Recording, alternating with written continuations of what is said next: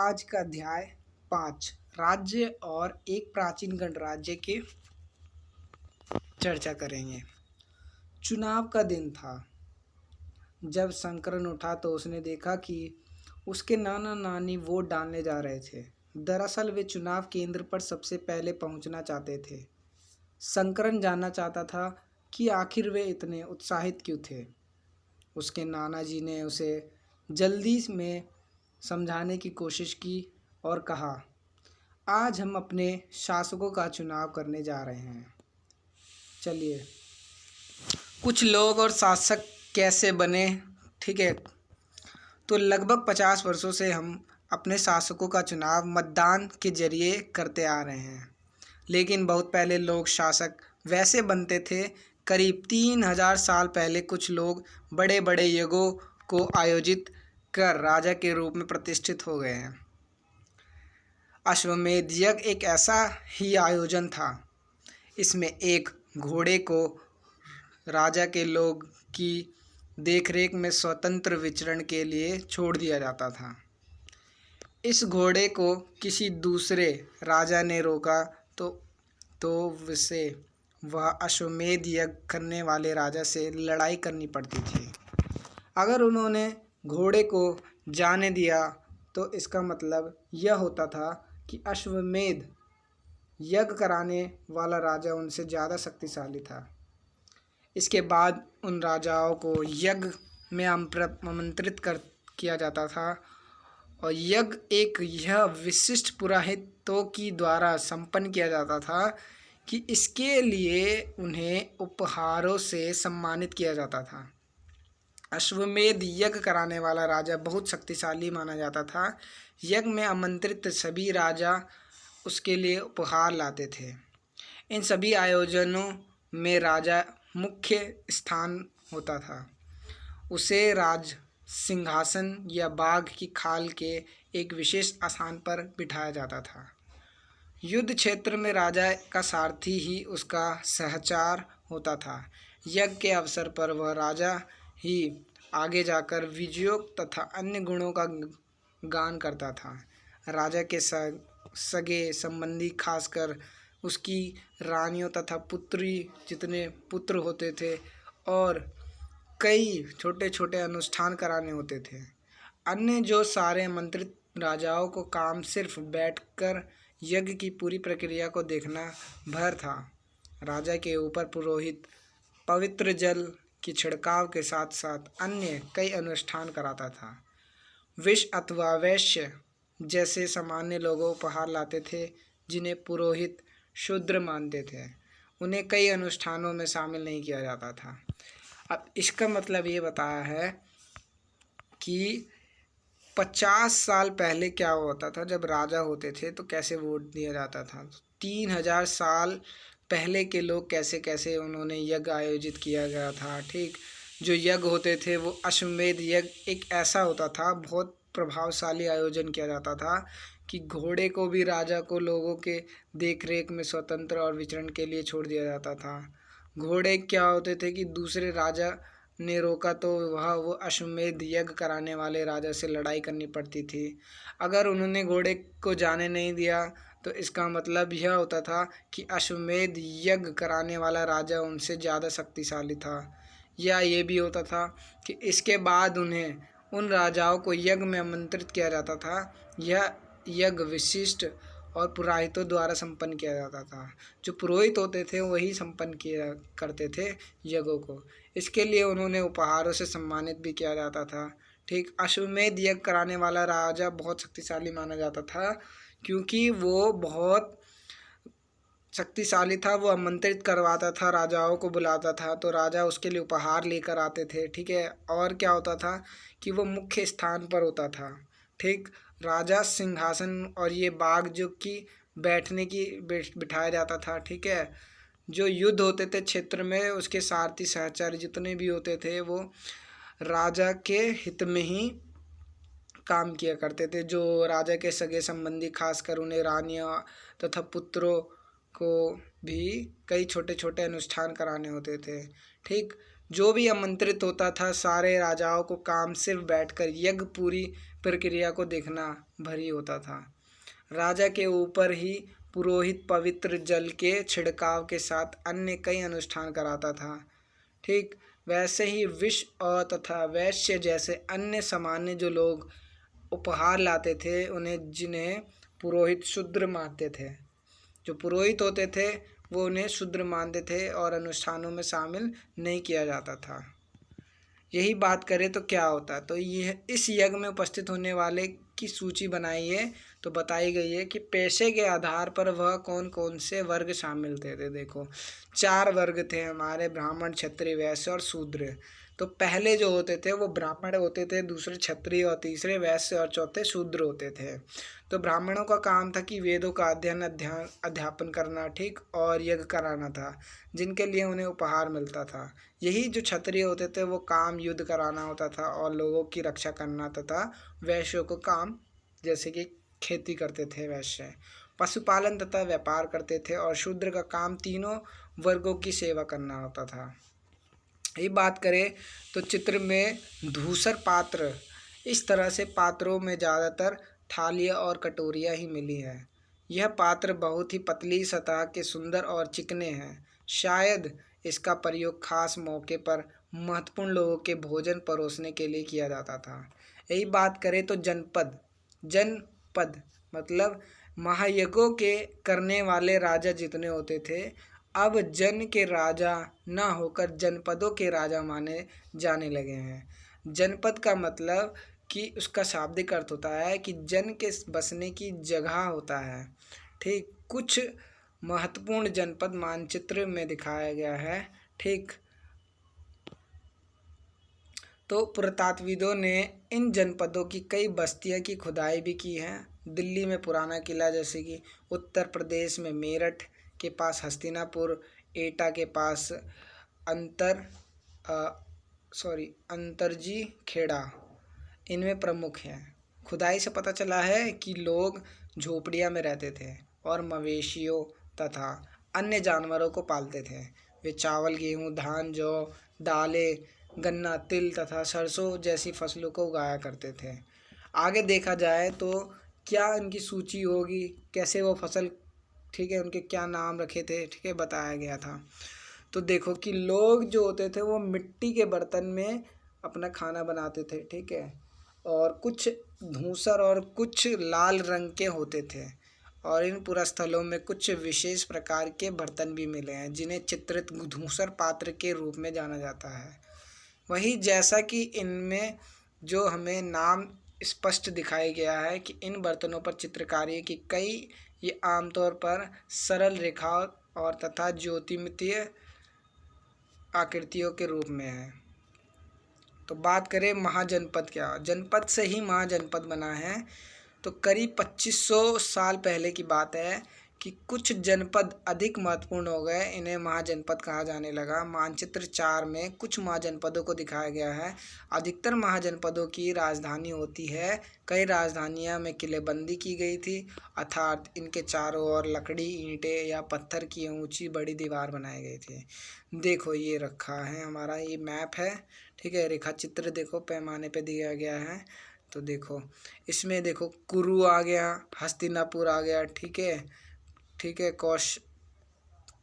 कौशाम्बी आ गया, वैशाली, मगध, ये सब क्या है, ये सब महाजनपद थे। ठीक, झेलम नदी, ठीक, तक्षशिला, अवंती, उज्जैन, ये सब क्या है, सब राज्य थे। ठीक, आगे देखा जाए तो क्या बताया है कि ऐसा लगता है कि लोगों ने अन्य राजाओं के आक्रमण से डरकर अपनी सुरक्षा के लिए इन किलों का निर्माण किया है। कुछ राजा अपनी राजधानी के चारों ओर विशाल, ऊंची और प्रभावशाली दीवार खड़ी कर अपनी समृद्धि और शक्ति का प्रदर्शन भी करते थे। तो इस तरह से किले के अंदर रहने वाले लोग और उस क्षेत्र पर नियंत्रण रखना भी सरल हो जाता था। इस तरह से ही विशाल दीवार बनाने के व्यापक योजना की आवश्यकता थी और लाखों की संख्या से जो भी ईंटें, पत्थरें इंतजाम कराना पड़ता था। तो हजारों जो स्त्री पुरुष होते थे, बच्चों ने इसके लिए अथक परिश्रम किया होगा। इनके लिए संसाधनों और आवश्यकता पड़ती होगी।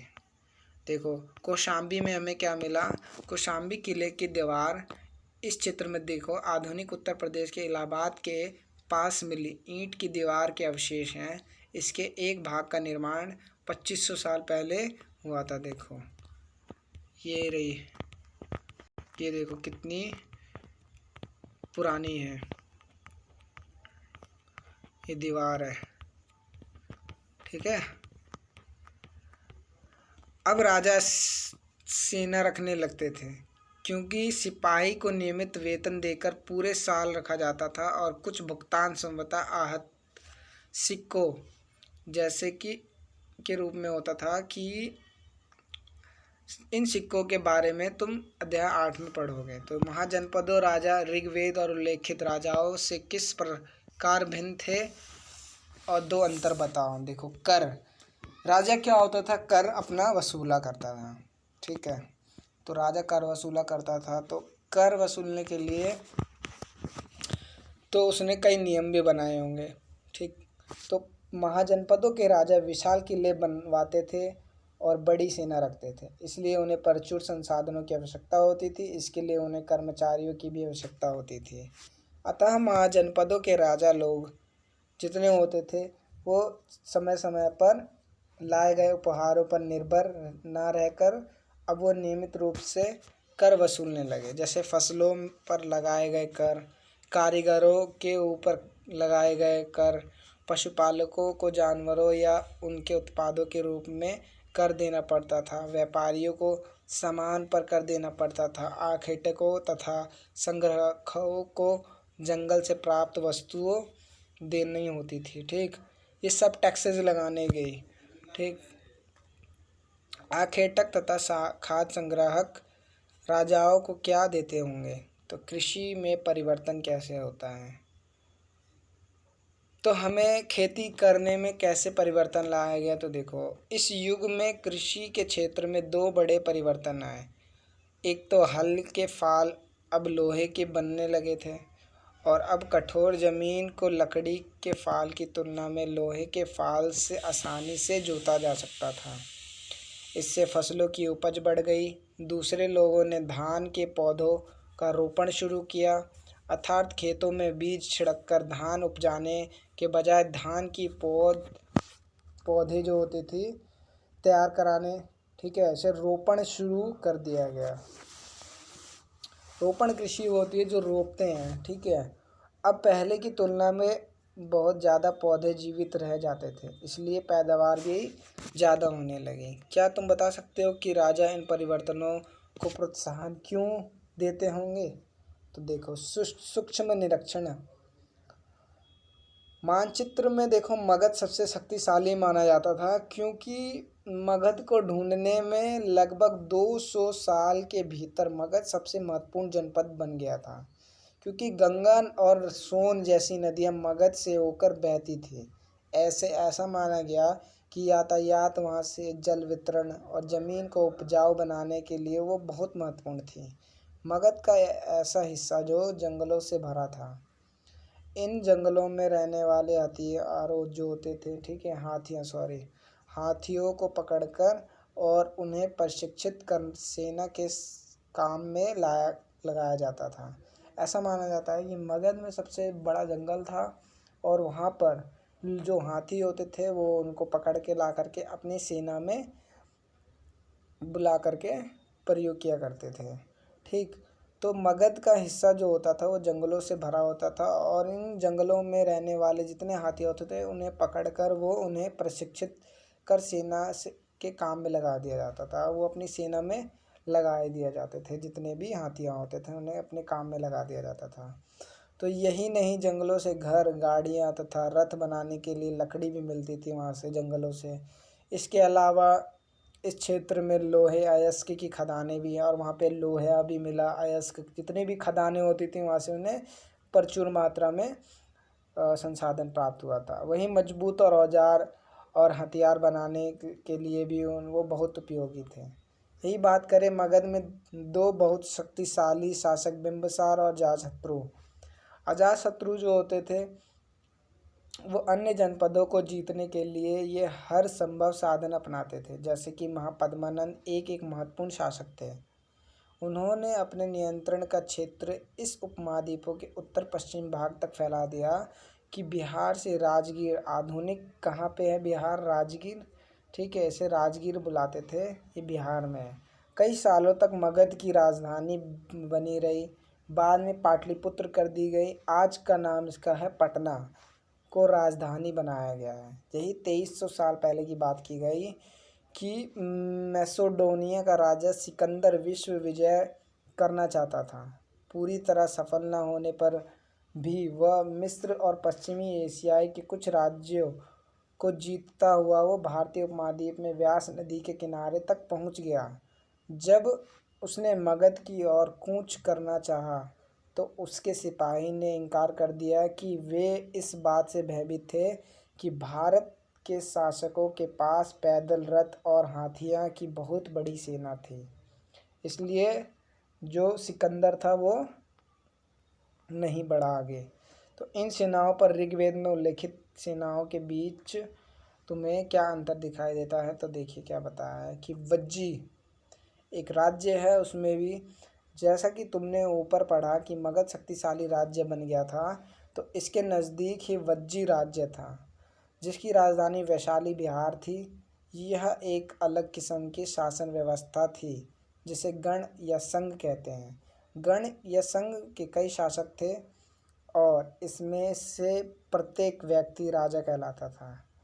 ये सभी राजा विभिन्न अनुष्ठानों को एक साथ संपन्न करते थे और सभाओं में बैठकर ये बातचीत, बहस और विवाद के जरिए तय करते थे कि क्या करना है और किस तरह करना है। शत्रुओं के आक्रमण से निपटने के लिए वे मिलकर चर्चाएं करते थे।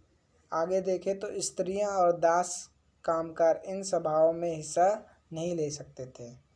देखो, वज्जी का संघ का यह वर्णन कर रखा है कि दिग्ग निकाय से लिया गया है। दिग्ग निकाय एक प्रसिद्ध बौद्ध ग्रंथ है जिसमें बौद्ध के कई व्याख्यान दिए गए हैं और इन्हें करीब 2300 साल पहले लिखा गया था। अजातशत्रु और वज्जी संघ। अजातशत्रु वज्जी संघ पर आक्रमण करना चाहते थे। उन्होंने अपने मंत्री वस्कार को बौद्ध के पास सलाह के लिए भेजा। बुद्ध ने उनसे पूछा कि वज्जी सभाएं नियमित रूप से होती है तथा उनमें सभी सदस्य उपस्थित होते हैं। जब उनसे पता चला कि ऐसा होता है तो उन्होंने कहा कि वज्जीवासी जो होते थे तब तक उन्नति जो भी उन्नति होती थी वो करते रहेंगे। जैसे कि वे पूर्ण और नियमित सभा करते थे, आपस में मिलजुल पर काम किया करते थे, पारंपरिक नियमों पर पालन करते थे, ठीक है, बड़ों का सम्मान और समर्थन और उनकी बातों पर ध्यान देते होंगे। वही वज्जी महिलाओं के साथ जोर जबरदस्ती नहीं करेंगे और उन्हें बंधक नहीं बनाएंगे। शहरों तथा गांवों में चैत्यों का रखरखाव करेंगे। विभिन्न मतावलंबी संतों का सम्मान करेंगे और उनके जो भी आने या जाने पर कोई रोक नहीं लगाया जाएगा। ठीक है, तो कई शक्तिशाली इन संघों को जीतना चाहते थे कि इसके बावजूद इनका राज्य अब यहाँ से लगभग 1500 साल पहले तक चला रहा होगा। तो उसके बाद गुप्त शासकों ने गण और संघ की विजय प्राप्त कर उन्हें अपने राज्यों में शामिल कर लिया और इनके बारे में तुम अध्याय 9 में पढ़ोगे। तो ये चैप्टर ख़त्म होता है। देखो, महाजनपद, ठीक है, उसके बारे में आपको पता लग गया जनपद क्या होता है। आपको वीडियो अच्छी लगी हो तो लाइक एंड सब्सक्राइब करना और सपोर्ट करना। धन्यवाद।